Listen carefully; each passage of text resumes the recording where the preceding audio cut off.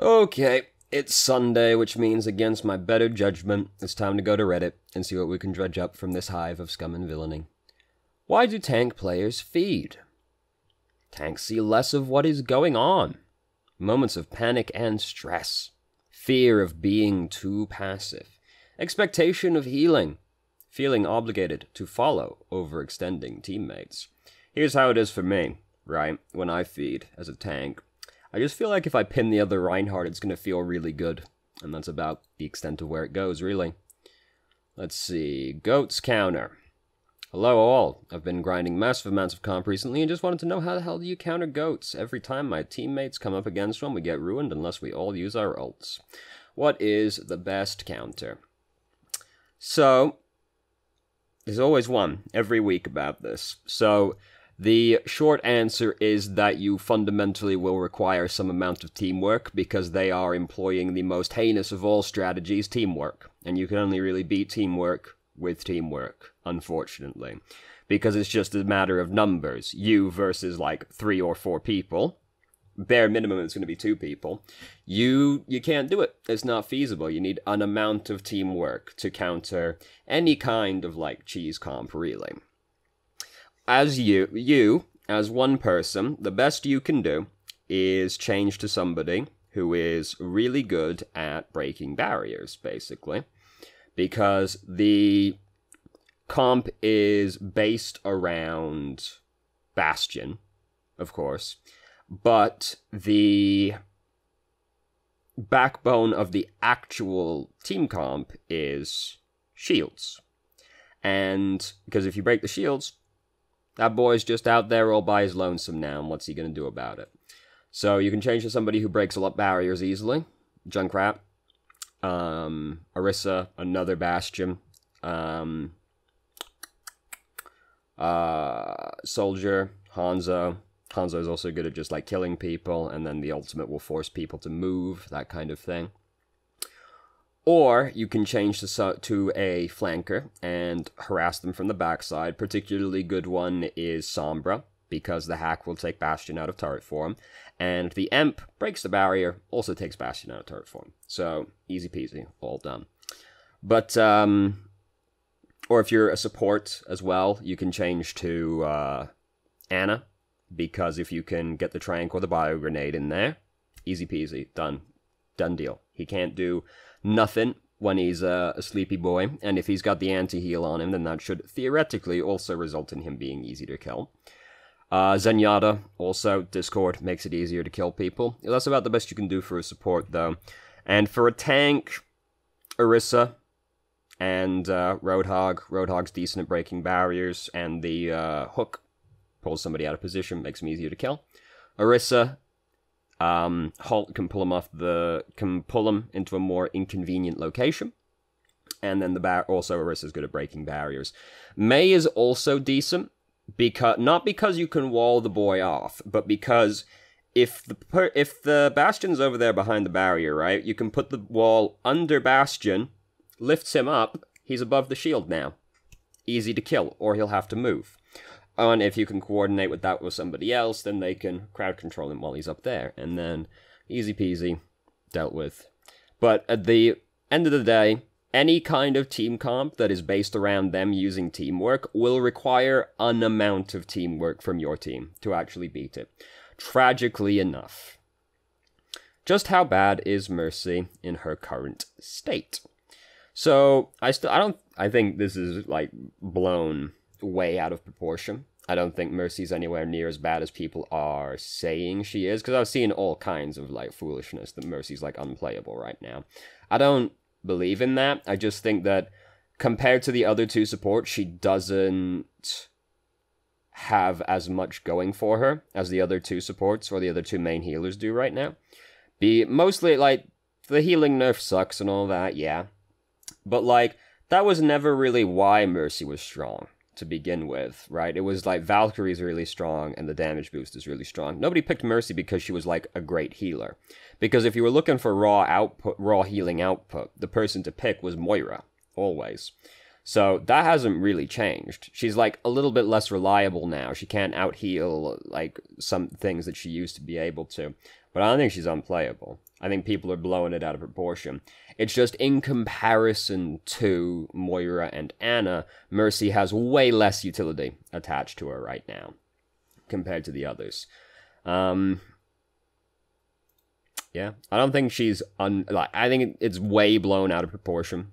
I think she's still fine. She just doesn't have as much going for her as the other two main healers do. This is a genuine question of mine. I've been sitting on for a bit now. How are one-shot mechanics healthy for the game? Sounds like someone doesn't like playing against Widowmaker and Hanzo. I mean, people have this thing where they don't want to learn how to deal with certain mechanics, right? This was particularly seen with Roadhog, right? Any kind of character with a hook, in general, gets this with any kind of game, is that it's essentially like a one-shot mechanic, right? You get pulled out of position, you're probably fucking dead. Roadhog used to just be able to straight up one-shot you easy peasy. You can still one-shot someone, it's just harder to do now. But Roadhog used to just be able to one-shot somebody, and people didn't like that. They were like, wow, there's no counterplay to this. The hook just fucking kills you. What are you supposed to do about that? And the answer is don't stand in dumb places like a dumbass, right? Play around the person. There's, like, no one-shot mechanic in this game I feel is truly unfair, because there's a way to play around it.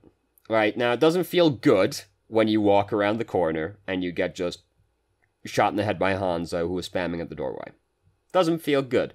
That's the exception rather than the rule, though. And to me, like, I never even really cared about Scatter Arrow, particularly, because to me it was never any different, really, than, like, getting hit in the face by a Helix rocket, and then, like, a couple extra shots and you're dead, right?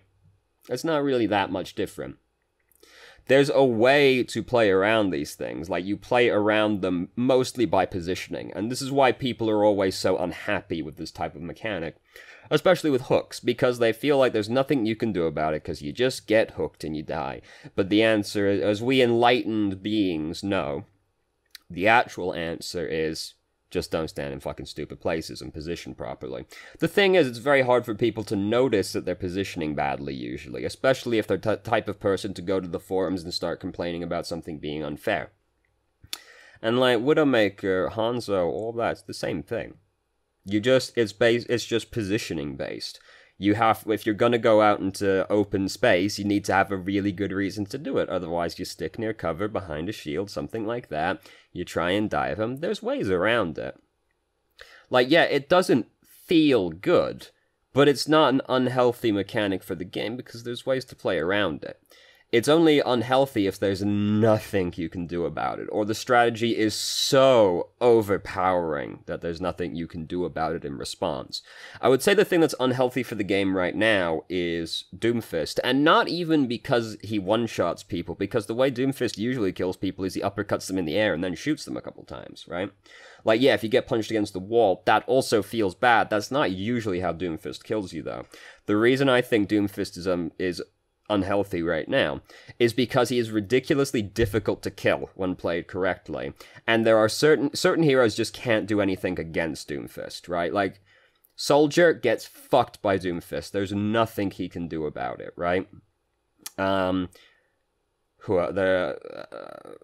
there's basically nothing you can do about it except, like, fade away from him, but, like, the Doomfist is paying attention to wait for you to fade, and then he'll kill you. Ana, it's like trank him or die. Hanzo basically just gets killed by him because it's difficult to just one-shot the Doomfist before he can kill you. The tanks can basically do nothing against Doomfist. Like, if you're playing Reinhardt, you get fucked by Doomfist. If you're playing Winston, you get fucked by Doomfist. You're playing D.Va, you get fucked by Doomfist.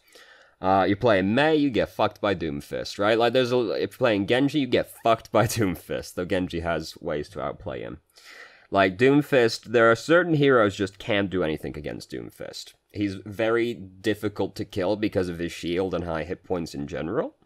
And once you get, like, decent at Doomfist, it's really easy to just, like, dunk on people. And there are certain heroes just can't do anything. So I think Doomfist's unhealthy, just because, like, certain heroes just have no recourse. Zenyatta can't do anything about it. It's just basically, it's like, only certain heroes can really deal with Doomfist by themselves. Everybody else needs help. But by the time that, like, they even know Doomfist is killing the dude, it's probably already too late for them, really. Anyway, at what rank do people actually start to play for the team in ranked mode, or am I playing the game wrong? So, basically never is the straight answer.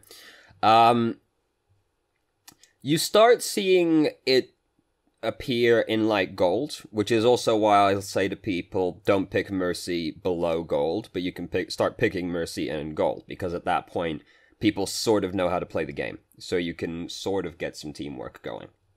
So it starts happening at gold, but you'll never reach a point where everybody is prepared to just play like a team, because that hypothetical area doesn't exist, because that's just not how human beings are, unfortunately.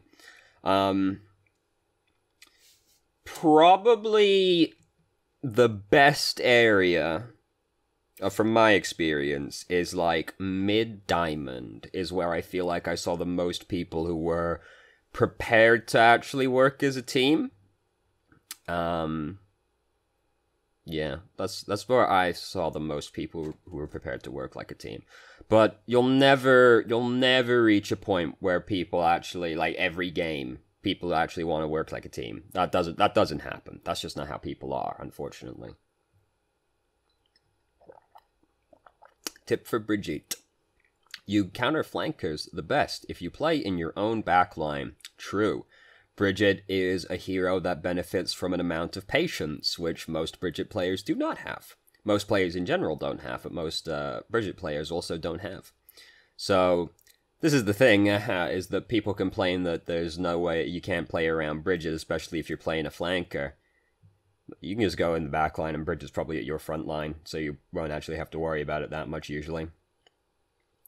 So, where can I actually learn to play new heroes? You basically just have to do it in comp. You can go to quick play or, like, deathmatch to learn the mechanics of the hero, but if you actually want to, like, learn how to play the hero, like, properly, you pretty much just have to play comp and, like, deal with the SR loss. Like, that's just kind of how it is, because quick play is, like, so removed from the game, the actual, like, the way comp is played, that, like, it's practically useless. Like, you can't even move around the maps in the same way you normally would, because the teams are usually something fucking ridiculous, like Bastion, Widow, Hanzo, Mei, Doomfist, right? Like, and then Lucio, right? And then the other team is probably something equally ridiculous. Like, the way the game is played in quick play is so far removed from comp that, like, it's practically useless. You basically just have to play comp and, like, deal with the loss, or buy another account. That's about all you can really do. What is the easiest DPS to transition to for an off-tank? Depends on, like, who you mostly played, really. If you played, like... This is going to sound kind of weird, but if you played Zarya, probably the easiest one to transition to would be Soldier, mostly because of, like, the carryover of tracking, because Soldier is mostly about tracking, and Zarya is mostly about tracking. Not, like, obviously not entirely, but, like, her beam is entirely based around around tracking, and Soldier is pretty based around tracking, so there's that.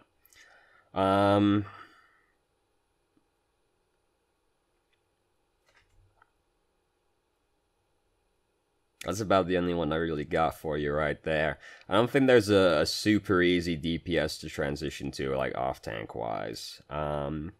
The thing is that, like, a lot of heroes in the game don't really have that much skill transfer between them in general, because, like, even heroes that are, like, directly adjacent to each other role-wise don't actually play the same. Like, people think that Soldier and McCree are the same hero, basically. They aren't. They're both played in dramatically different ways, actually, despite being directly adjacent to each other as, like, mid-range hit-scan DPS, right? So, there's not, like, a huge amount of carryover in this game in general. Like, D.Va and Winston, even though they're both dive tanks, they're both still played in very dramatically different ways as well. Like, there's not a lot of heroes that have easily transferable skills. I would say the most direct, like, the heroes that have the most skill transfer between them are Ana Zenyatta compared to Soldier, because a lot of the positioning for Soldier carries over between Ana and Zenyatta as well. as well as them all being relatively precision-based mid-range, long-range heroes. So those are probably like the two most directly translatable heroes. There really isn't a lot of easy mechanics transitioning between heroes in this game. Everybody is like pretty fucking different. Is it ever a good idea to flank and die onto the point to free up the choke? Ideally, you don't die. No, you don't want to ever really be dying. Like, if you're going to flank to draw attention away from the choke point, you still don't want to die for it. You still want to be alive, because even if it frees up the choke point and your team can get through the choke point, unless the enemy team rotates badly and your team kills like 2 people or 3 people as they're pushing in, it's not going to have been a worthwhile trade, because it's very difficult to push into the defending team at a numbers disadvantage. This is why the defending team usually has to use less ultimates to win a fight. Because when you're defending, all you really need to do is kill a couple of the attackers, and suddenly they can't push in anymore because it's like way too difficult to push in at a numbers disadvantage. Whereas the attacking team needs to kill all of the defenders to start making progress, right? As long as one person is still alive, they are able to contest the objective. So the attacking team needs to kill everybody on the defending team to actually start making progress, whereas when the defending team kills a couple of people, the attackers can't really push in anymore, which is why they only usually need to use like 1 or 2 ultimates, whereas the attackers usually need to use like all of their ultimates to actually capture something.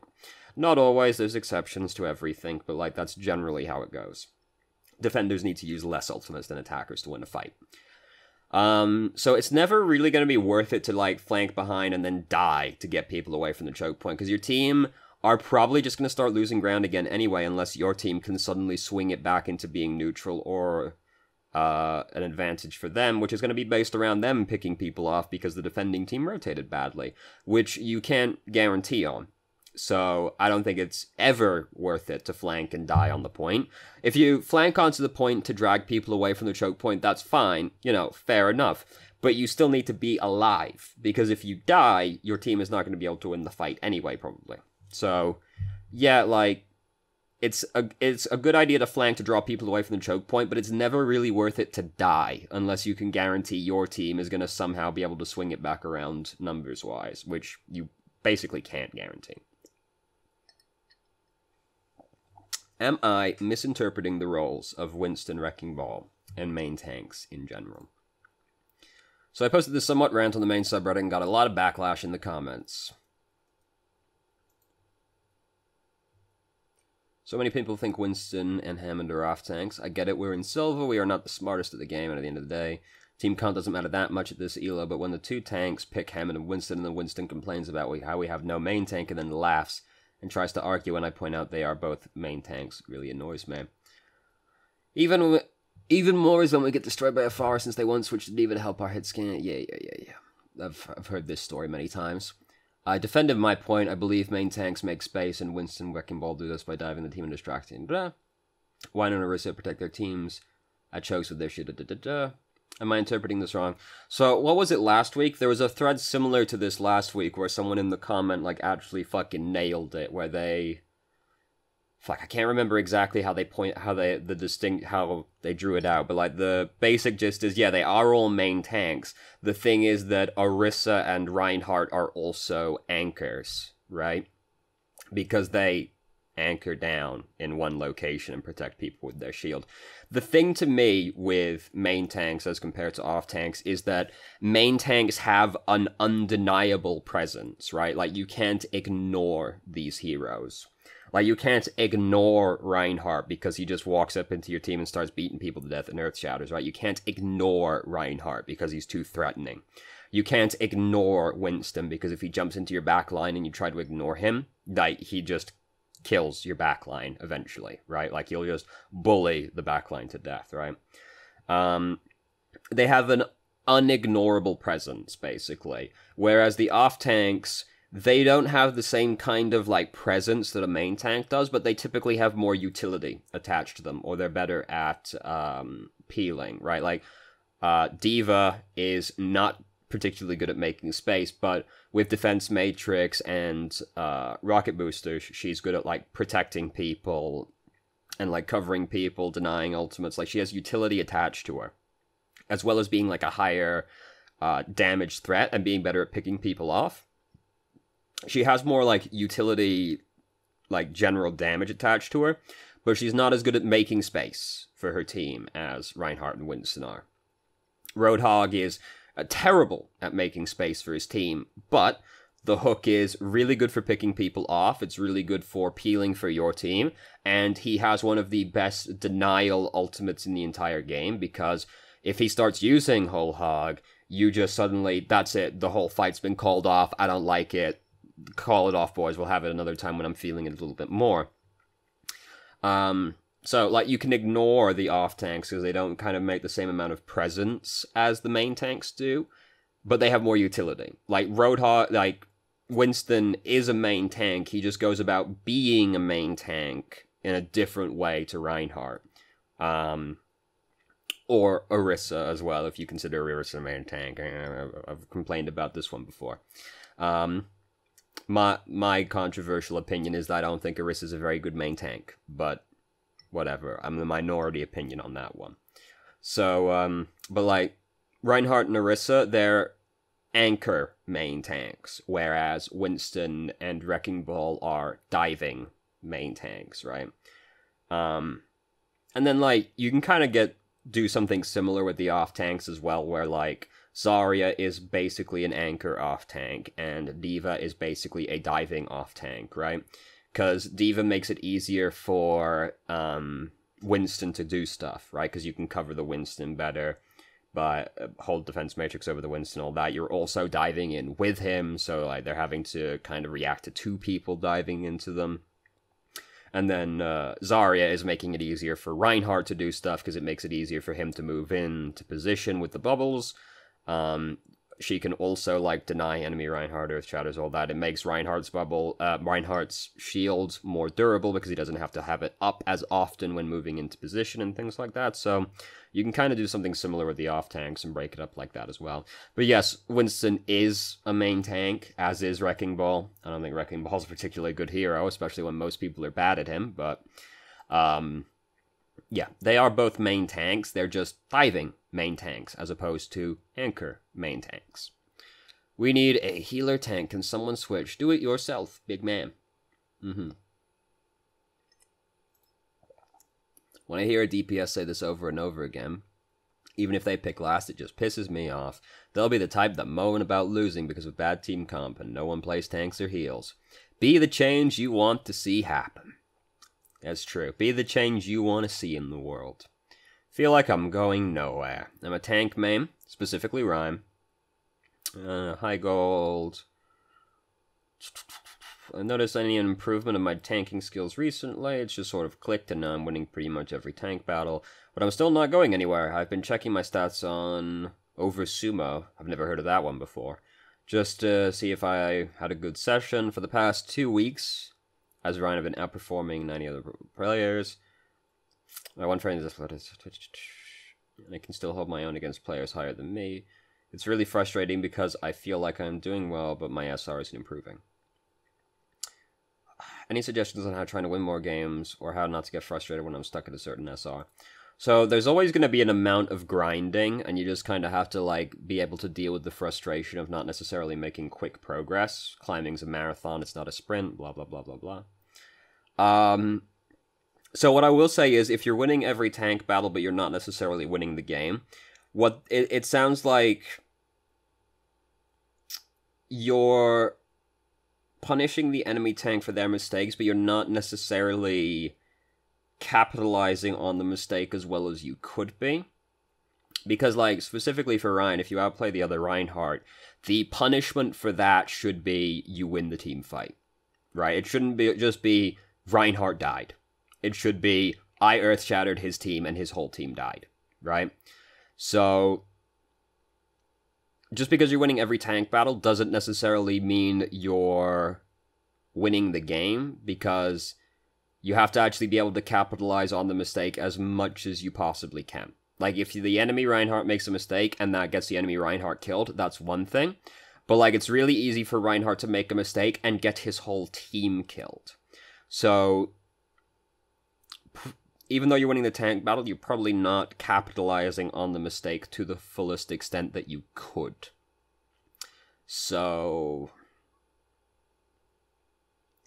I don't really know where to go from that point, to be honest with you, but don't fixate on so much on just winning the tank battle. Worry about, like, protecting your team and actually, like, winning the team fight as well, which is, like, really nebulous and kind of basically just me saying, play better and you'll win, which is not wrong, but perhaps not the greatest advice in the world either. I'm not really sure where to go with that one. Anyway, are Mercy Roadhog viable in the current meta? Yeah, they're not unplayable, they're just going to be harder to play than the other ones in the role. Roadhog, in particular, just gets bullied by Blizzard like every other patch, so, you know, life is difficult for Roadhog.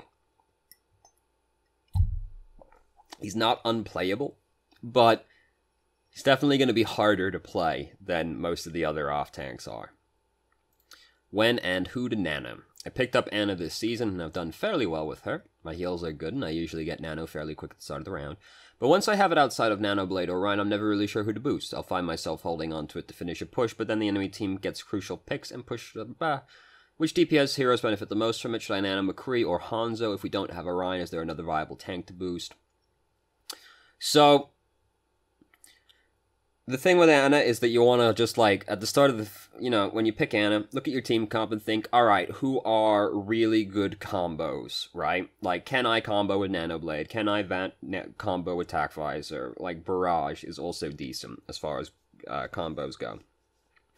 And so if you do, you really want to try and nano those people, if possible, because, like, Nanoblade, you just win the game. You know, you win the fight. Easy peasy. Reinhardt is also an easy one. Winston is also a really good nano boost target because he can just, like, really reliably get into the back line, bully people around, and nano boosted Winston is, like, really hard to deal with. Don't nano boost the Primal Rage Winston. That's important because the Primal Rage nano boost is not a good combo at all. Don't do that. But if you nano Winston, that's fine. Diva is also okay as far as nano boosts go. So if you don't have a combo, you just want to look at your team and think, alright, so who can do a fairly large amount of damage relatively easily and consistently, right? So someone like Reaper, he doesn't need nano boost. He doesn't need to combo with, like, Death Blossom to get kills, right? You can just nano boost Reaper, and he can just walk through the enemy team shooting people, and he'll do, like, a lot of damage relatively easily, right? Farah, just in general, is also a pretty good person to nano boost because she's got, like, giant AoE splash rockets. Pretty easy to deal damage. Diva, pretty easy to deal damage for her. She just, like, boosts in there, starts, like, machine gun shotgunning someone point blank. Easy to do damage with her. Whole Hog is also a really good combo. Whole Hog nano boost is, like, kills people. Good combo there as well. Who else? Junkrat can just do, like, fairly consistent, easy AoE damage. Even Soldier doesn't need to combo, necessarily, because he just, like, does reliable damage. Orisa just, like, does reliable damage, blah, blah, blah. So, the thought process should be, do I have a good combo? Try and save it for that. Is there somebody on my team who can just do consistent damage to the enemy team? Winston is, like, the example for that to me. And if the answer to both of those is no, you've got, like, a really unfortunate team comp, basically. But also, don't be afraid to just, like, use nano boost to try and keep somebody alive. Like, that's also fine.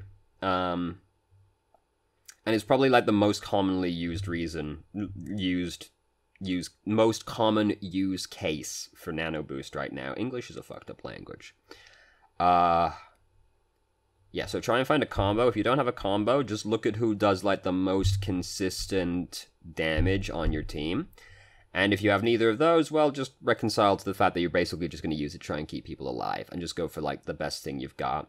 Specifically out of, like, McCree and Hanzo, I would say Hanzo is the better person to nano boost most of the time, because McCree has to actually hit people, right? And I know Hanzo also has to actually hit people. It's easier for Hanzo to hit people than it is for McCree to hit people, right? So, out of those, like, those two specifically. As for another viable tank, there's a lot, really. Winston, D.Va, Orissa's fine, Roadhog's fine. Zarya's theoretically good. The thing is with nano boosting Zarya is the mindset behind that is that she charges up Graviton way fucking faster if you nano boost her. The problem is it requires a degree of competence from the Zarya, which is difficult to guarantee. So, use that one at your own discretion. But, so... basically, look for combos, look for easy to deal damage, and if you've got neither of those, just try and use it to keep people alive, and, like, fix other people's mistakes. What is the counterplay to new Molten Core? To be perfectly honest with you, I haven't, like, seen enough of the new Molten Core to really know, so let's consult the comments to see what they got going. D.Va can DM it, that's pretty brutal. Yeah, Genji can deflect it, I've seen a pretty brutal clip of that one, that's true. The get out of the way move, as Sir Swag would say. Yeah, it's basically like an area denial ult. Zen ult. I wouldn't use Zen ult if at all possible. Like, yeah, that's gonna counter it. But, it's like, not that long ago, like, after, Hammond came out, there was a post that was, like, really upvoted that was, like, use Transcendence to clear Hammond's minefield. Like, yeah, okay, I'll do that. Please don't use it for that, though. If it, like, please don't do that, but it would work if, like, you have absolutely no other options, but don't fight on the objective for 10 seconds. Often the objective isn't the best place to position yourself anyway, in terms of winning a fight. That's very true. On the point to cap, and you have little choice but to contest. Okay, then basically, alright, so if they... when an enemy ults on the point to cap, and you have little choice but to contest, I mean, at that point, I guess Zenyatta,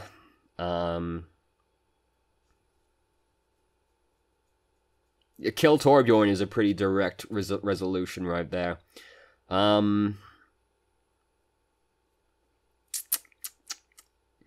Like, really, you're basically just gonna have to avoid the area for a while. Like, it's an area denial ultimate, so the best thing you can really do is just, like, not go in the area while it's there, and just, like, avoid fighting in it if at all possible. If you let the Torb ult every inch of the point the specific moment, and for the perfect amount of time during which you need to touch the point, that means you lost. That situation should never happen. It's like asking what's the counterplay to Nanoblade after your bridge just used Sealed Bash on the enemy Zarya who had Bubble Up and your Ana just missed a Sleep Dart. The unwinnable situation was created from a continuous series of poor decisions prior. In my example, a support duo with no defensive ults after you knew the enemy team would build a blade, misusing cooldowns because you weren't ult tracking. For this Torb hypothetical to happen, your team comp didn't include any of Lucio, Zen, or D.Va, which are a bit of a soft throw from the jump. You gave Torb enough space to perfectly aim his ult in a way that encompasses the entire point. There wasn't enough time to touch the point in that short window, the lava stays out, etc., etc. In your hypothetical, you can still kill the Genji. No, you can't! No, you can't! That's the fucking weakest response I've heard. Oh, well, fucking Nanoblade, easy counter, kill Genji. Yeah, infamous. Nanoblade is infamous for the ease of which you can kill a Genji while he's doing that. In mine, it's happened a few times, but and killing Torb doesn't end it. No, but he can't keep shooting it, though, is the thing. It's one of the how to play around. Not before he kills your support line at the very least. And you use, oh, yeah, like, you don't just kill the Nanoblade. Like, it's not, that's like the fucking weakest counter-argument you could possibly present. Just kill the Genji. Well, just kill the Torbjorn. Easy. Just kill the Torbjorn before he can spray anything anywhere. No problem. Dealt with. Between McCree and D.Va, whose job is it to kill Pharmacy? Both of them.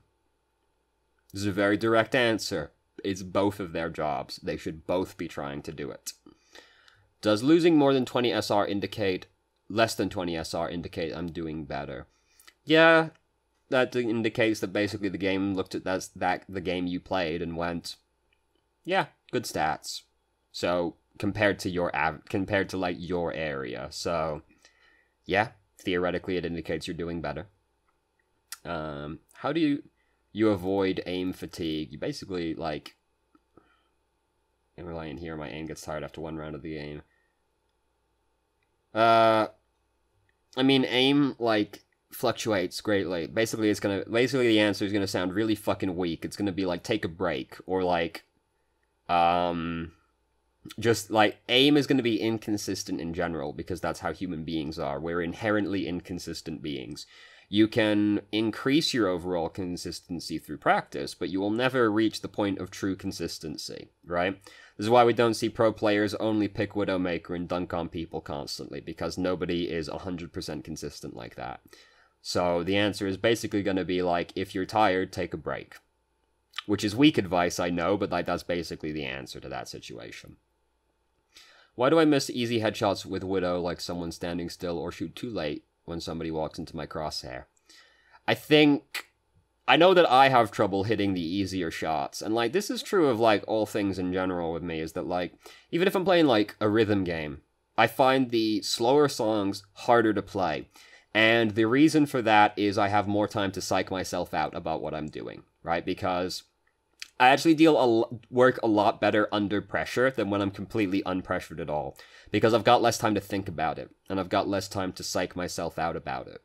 So I think that that's a lot of what it is with like the easy shots, is that you feel like it should be an easy shot, and you're like, I gotta get this, it's easy.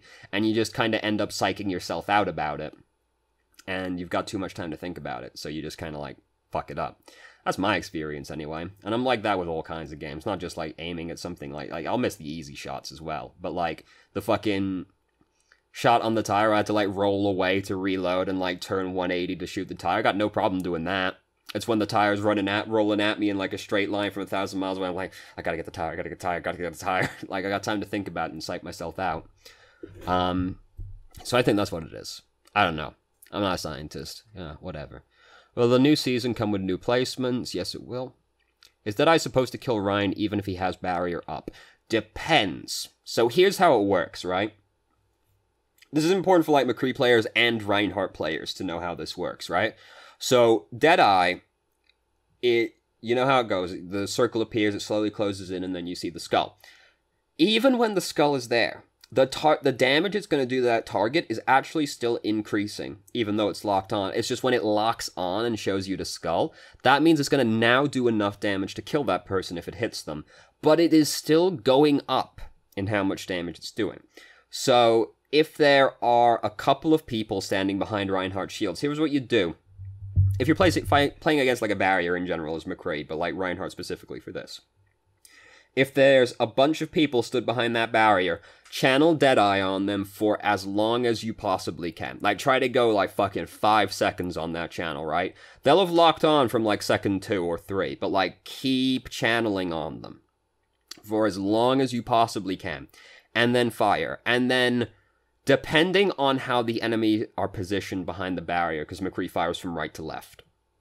If there's, like, a person standing on the right side of Reinhardt from your perspective, like someone's to the right of Reinhardt, you'll shoot that person. If that shot does enough damage to break the barrier, the second shot will then kill Reinhardt.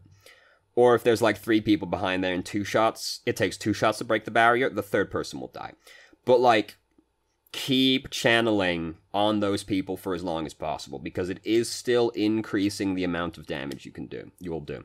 So if Reinhardt's barrier is like low enough health and there's only 2 people standing behind the barrier, you'll kill one of them at the very least, because the first shot will break the barrier. And then the second shot will kill the other person, which might be Ryan, depending on where he is, depending on where his teammates are positioned. So it's important for like Reinhardt players and McCree players to know that, because if you're playing Reinhardt, I see this happen a lot. Don't just, like, stand out in open space with your shield up in front of it, like, with, like, 4 people behind you. Try to usher those people over to a wall to get behind, because the more people that are behind the barrier, the more of a liability it is. Like, the easier it's going to be for Deadeye to still kill people behind the barrier. So try and, like, usher people to the doorway, or, like, through a wall. So, it is supposed to kill Reinhardt, depending on the positioning of the enemy behind the barrier. If it's just Reinhardt behind the barrier, it'll never kill him. Unless the barrier breaks or he gets stunned. It'll never break the barrier and kill Reinhardt if he's the only one there. It'll just break the barrier. Same reason, like, self-destruct doesn't kill the Reinhardt behind the barrier, even if the barrier has 1 health. It blocks the whole shot. Doomfist counters people with hard crowd control. And Pharah. So, Sombra, McCree, Bridget, theoretically, depends on how good the Doomfist is. Farah just dunks on him because there's nothing he can do about her. Roadhog, like, hard crowd control, and Farah is basically the amount of it. Unwinnable games. What do you guys suggest I do when the game is unwinnable? For my... He was trickling in today, it seems like all my game. So all you can do, like, it's not productive to think the game is unwinnable. Even though there are some games that are actually unwinnable, right? It's not productive to think that way. Even when the game is actually unwinnable, you should still think to yourself, well, what could I have done to maximize chances of winning in this game regardless, right? So if your team insta-locks like 4 or 5 DPS, the best thing you can do is pick a tank or a healer. But like, if they pick 5 DPS, just pick a healer. And just try, right? Like, that's the best you can do. Just think, like, what could I have possibly done to maximize my chances of winning? And try to do that. And, like, some games are unwinnable. All you can do is try your best and just, like, try and learn from it anyway. Like, what could I have done to try and win this game regardless? Because it's not productive to just be like, oh, the game was unwinnable. Like, you should still try and learn from it as best you can. Even though some games are just unwinnable. And, like, the best that you can do is kind of, like, just try your best, try and learn from it, and just, like, move on. You're not going to win every game, unfortunately, so try not to get too worried about it. Is Overwatch too complicated for your average gamer? No. Overwatch is incredibly simple, actually, compared to most competitive games. Like, all MOBAs are more complicated. A lot of card games are more complicated. Like, Overwatch is actually very simple by most competitive game standards. It's more complicated than, like, Call of Duty or Halo, for example, but like compared to a lot of competitive games, Overwatch is very simple. It's one of the more simple ones. So no, it is not too complicated for your average gamer. Blizzard in general tries to make their games as accessible as possible. Like, they're all very, like, flashy and easy to understand, very streamlined, like, easy to read UI and all that, like, very visually appealing with a high amount of polish. They try to make their games as accessible as possible, even just to, like, simple things, like, if you start Overwatch, like, think about how long it takes you to start looking for a game, right? You gotta push the button twice, right? You start the game, you click play, or you click arcade, and you pick the mode you want, and then you're in the queue. That's it. Just 2 clicks, and you're in the game. And just something like that makes the game more accessible. Because if you compare that to, like, League of Legends, you've got to click, like, 5 or 6 times to actually get into a game. Or, like, Hearthstone. You start the game, you click play, you click your deck, and you click, and that's it. You're in. You're done. So Blizzard tries to make their games as accessible and easy to access as possible to try and get more of your average gamer in. It's kind of their thing. The exception to this is StarCraft. Because it is StarCraft. So, you know. But even that, like, the campaigns and that for StarCraft are very accessible. It's just that, like, the multiplayer is extremely complicated for StarCraft, so. Anyway. No, it isn't. A change that makes sense and would help playing tank be fun again. I don't know why I suddenly just became dyslexic or something right there. I know that's not how dyslexia works. I love playing tank and healer above DPS because I really enjoy the way those roles contribute to a win. I prefer tanking, but there are times with balance changes and new characters and unsupportive teams that being the tank is nothing more than your chance to couch beatdown after vicious beatdown. It's never quite that simple, but yeah, I guess. The fix that I think would be fair is giving tanks more damage on their... Stop. No. No. No. The thing I want more than anything else, we're talking about having roles have, like, the tanks do more damage on their melee. I don't think you should do that. The thing I want, really, because it makes it too easy for certain people to kill people. Like, Winston would suddenly become, like, ridiculously hard to deal with if his melee attack did, like, 50 damage, right? Like, that doesn't sound like a lot. That makes Winston have to do way less damage to actually kill you, because, like, the final burst on the melee attack is a quarter of your health. So, like, no, you can't do that. That would fuck up the balance too much. What I do think is that every hero should have a variable move speed, because it just really bothers me that, like, Roadhog moves at the same speed as everyone else. Except Genji and Tracer, who apparently move 10% faster than everybody else. But it, like, really bothers me that Roadhog moves at the same speed of everybody else. Roadhog should be slower, right? Like, he should be a slower hero. Whereas someone like Genji should be faster than he is, all things considered, right? Like, someone like Hanzo should be faster. So I think that hero should have, like, variable move speeds, but, you know, that would probably also be too difficult to balance as well, in all fairness. GMs, be honest, is getting to GM easy? I mean, if you've been in GM, like, it's not easy for your average player. It's a lot of work, actually. If you're already a Grandmasters player, it's going to be relatively easy. But, like, not for anybody else. It's not easy. I got to Masters. It's not easy for me to get to Grandmasters. Like, you know, it's difficult. Playing Ana against a Pharah when no one is focusing her, what do I do? Try to focus her as much as you possibly can, while still healing people, because healing people is still your #1 priority, so if you don't need to be healing people trying to kill Pharah, you just try and do as much damage to her as you possibly can, but healing still takes precedent over that, so try as much as you can. I escaped Bros. Congratulations. Playing Devil's Advocate for DPS Instalockers. Please do. Continue on. Hey there. Whoa there. Hold that. Don't vote. I'll explain everything. I mean, it's new to someone. A class Instalocker. Yeah, okay, yeah. Alright. That Instalocker expects me to play around him. Alright, like, you might not. Like, most people do, though. That Instalocker isn't willing to switch. They usually aren't. See, I'm already upset with this, because this is basically taking the approach of, like, well, yeah, I install-lock DPS, but I wouldn't do that. Like, I wouldn't expect everybody to play around me. I would still switch if I had to. Great. Not everyone's like that, though. Most people aren't. You don't need 2-2 to win. No, you don't, but it is the most easy and straightforward team comp to use for people, so... And, like, if your team is going to tilt, like, okay, here's the thing as well. If your team is going to tilt over you not having 2-2-2, you basically do need 2-2-2 to win. Because if you having a different team comp is going to tilt, like, half of your team, you won't win the game. So, if not having 2-2-2 is going to tilt your team, you do need to be 2-2-2. Because if half your team is tilted, you will lose regardless. So... that's an unfortunate aspect of life, is that if what you're gonna do, right, here's the thing, and like, if you're insta-locking people as well, like, right, if what you're gonna do is gonna tilt people, you are probably not going to win by doing that, because if you tilt your teammates, you are infinitely more likely to lose. So if your team is going to tilt over you not having 2-2-2, you should try to be 2-2-2.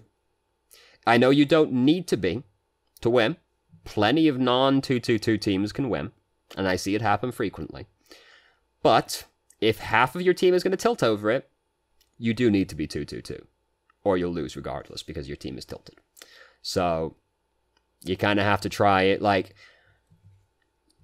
bear in mind that you are playing with 5 other human beings on your team, and they are all going to be upset by varying things.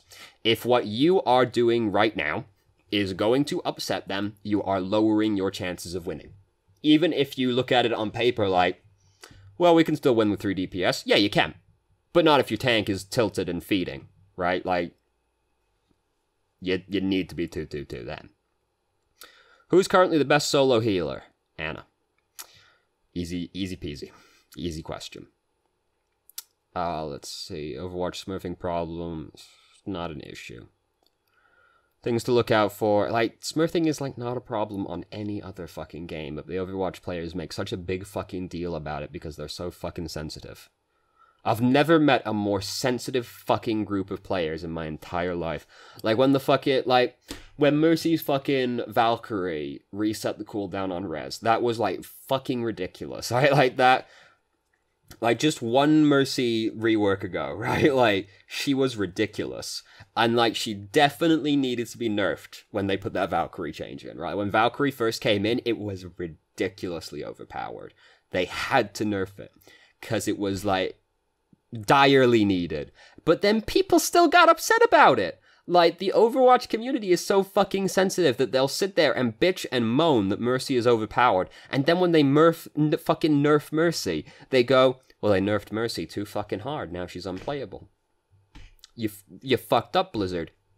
I've never met a more unpleasable group of fucking people in my entire life than the Overwatch community. Even the fucking League of Legends community isn't as bad as the Overwatch community. No other gaming community complains about Smurfs to the same degree as the Overwatch community. Yeah, people still complain about it, but like, it's a fucking constant stream of complaining about Smurfs in Overwatch. Like, you encounter a Smurf like 1 out of every fucking 20 games, I bet. Right? Like, the thing is as well is they'll see somebody have a really good game and go, Smurf, even if they aren't, right? Like, it's not as much of an issue as people think it is, and no other community has as much of an issue with it as the Overwatch community, who are constantly upset about it. You're all fucking Gargamel, I swear to God. Things to look out for and avoid when playing DPS. Playing under currently. Is there any vital mistake that DPS mains in my emo make that prevent them from climbing and setting them further back? I think the biggest thing is probably just a tendency to fixate on playing the one hero the entire way through. Someone like Genji, you can be put in a lot of situations where Genji is just not very good to play. And you can be put in a lot of situations where Pharah is not very good to play. They're not necessarily unplayable, but playing them is starting to become a hindrance. So you should really consider to switching somebody else. So that's, like, the biggest thing is they'll be like, alright, I'm going to play Hanzo, because Hanzo's good. But then, like, if the enemy team is entirely changes to people who counter Hanzo, you should really consider not playing Hanzo anymore. So that's a common one. The other common one is that, for that, like, SR range, is the I'm trying to think how to articulate this properly. They're only looking at if their ult is good to use from their perspective, rather than from the team's perspective. Because they'll be like, I'm in a good position to use Dragon Blade, and they'll go in, and they'll get like a couple kills, but their whole team is dead. So even though they got a couple of kills with their ultimate, their whole team is dead, so they couldn't capitalize on it and gets them nowhere. So they're not thinking about how to use their ultimate in relation to their team. They're only thinking, I'm ready to fight. They're not thinking, is my team ready to fight? Is the other one. How to start ult tracking. I mean, it's not that complicated. You just kind of have to, like, all you really have to do is think to yourself, well, how long has it been since I saw X ult? And then that will give you a rough indication. You can also pay attention to the kill feed a little bit more closely, because if you see that, like, Soldier has just killed 4 or 5 people, right? Like, you see him popping up constantly in the kill feed. He's got his ultimate, or he's really close to having his ultimate. If you see Genji in the kill feed like 3 or 4 times without using his ultimate, he's got his ultimate, right? That's probably the easiest way to do it. It's just like look at the kill feed and think, well, how many times have I seen X pop up since they last used their ultimate? And if the answer is 3 or 4 times, they probably have their ultimate. Because it doesn't take many heroes that long to build their ultimate. Someone like Zarya or Lucio, it takes them a while to build their ultimates, but someone like a DPS, it only takes a few kills and they have their ultimate. So that's probably the easiest way to start with. And then you can start you can start trying to track it a little bit more closely in combat, because you can start trying to think like, well, how nobody necessarily died, but how long was Soldier just sitting there like doing damage to our front line while we were in the choke point, right? Like, how many people, like, even if Roadhog didn't kill anybody, did he just, like, hook a tank and then, like, chase the tank for a while? He got, like, a bunch of ult charge off of that. How many times did Reinhardt swing into us while he was fighting? Because every time Reinhardt hits somebody, that's 7% ult charge. So, like, how many times did he, like, swing at my Reinhardt when they were kind of trading? If he hit him, like, 5 times, that's, like, a third of his ultimate right there. You know, that kind of thing. But the easiest way is just, like, look at the kill feed and be like, how many times have I seen X since I last saw them use their ultimate? Who's the best hit scan right now? It's, well, I mean, Widow if you're good at Widow, but aside from that, it's going to be Soldier, I think. No, probably McCree, just because of how popular Doomfist is right now. McCree's probably better, on average, than Soldier is right now. If you count Ana, it's Ana. But she's half projectile, half hit scan, because scoped is hit scan, unscoped is projectile. So if you count Ana, it's Ana. Otherwise, probably McCree, because of how popular Doomfist is right now. Losing confidence, getting against Grandmasters games, life's hard. Games keep falling apart at the last minute. Any common mistakes that lead into this? So I think the most common thing is just that, like, the winning team ends up being in a position where they're like, ah, we got this, no problem, easy peasy, and then the enemy team, like, rush forward with, like, reckless abandon that the winning team wasn't expecting, right? Because the team that's about to lose, they're just going to fling themselves bodily at you and hope for the best. So the common problem is just like the team that's currently winning is like, oh, we got this, no problem. A couple of minutes left. They start like spreading out. They're not taking it as seriously anymore because they think they've got it won. People start like extending a little bit further, and then suddenly the enemy team just like rushes at them because they have no other option at that point. And the team that's winning are so like lulled into a sense of like, I got it, that they're just not ready for that, and they just like get bowled over because they weren't prepared and they thought they had it in the bag. And like, just like when you're about to lose, that's when like, and you like rush forward with reckless abandon, that's when like desperation and adrenaline kicks in the most, right? Because stupid monkey brain is like, fuck, I'm about to lose, I can't let that happen, that's like dying. And then that's when the adrenaline goes in. So they're more prepared and more likely to like do something clutch than they would have been previously, which sounds counterintuitive, but like, what is it the Grey Fox said? A cornered fox is more dangerous than jackal, right? Like, you just lash out at whoever the fuck with, like, as much ferocity as you possibly can. And if the winning team is like, I got it in the bag, they're not ready for that. They're like, oh, fuck, oh, geez, oh, God, calm down, Jesus. And then they get rolled right over. That's, like, the most common thing, I think, is that, like, and, like, when people think they're about to win, they start extending more and like spread out a little bit more. So like positioning broadly, but I think it's mostly just like mindset. They're like, yeah, we got it in the bag, and then the enemy team, the losing team, just like rushes at them, and they're not ready for it. Basically, that's what I think it is. I think that's the most common mistake. And then it's like, because people are being lulled into this sense of security, they start spreading out, not really taking it as seriously. So I think it's mindset more than anything else, which is very difficult to really do anything about. Now you can keep track of yourself, obviously, but like if your team suddenly starts like doing dumb shit, you have limited ways of dealing with that. So it's not necessarily something you can deal with necessarily, but I think that's the thing that leads to games falling apart the most at the end. So that's an hour long, that's 2 pages. Alright, good job team, we did it. So thank you very much for watching. If you did, if you have any questions, feel free to ask, I'm more than happy to answer. If you haven't already, you can join our Discord and ask questions more directly and have a conversation about them, or just shitpost with us. And I hope you found the video helpful.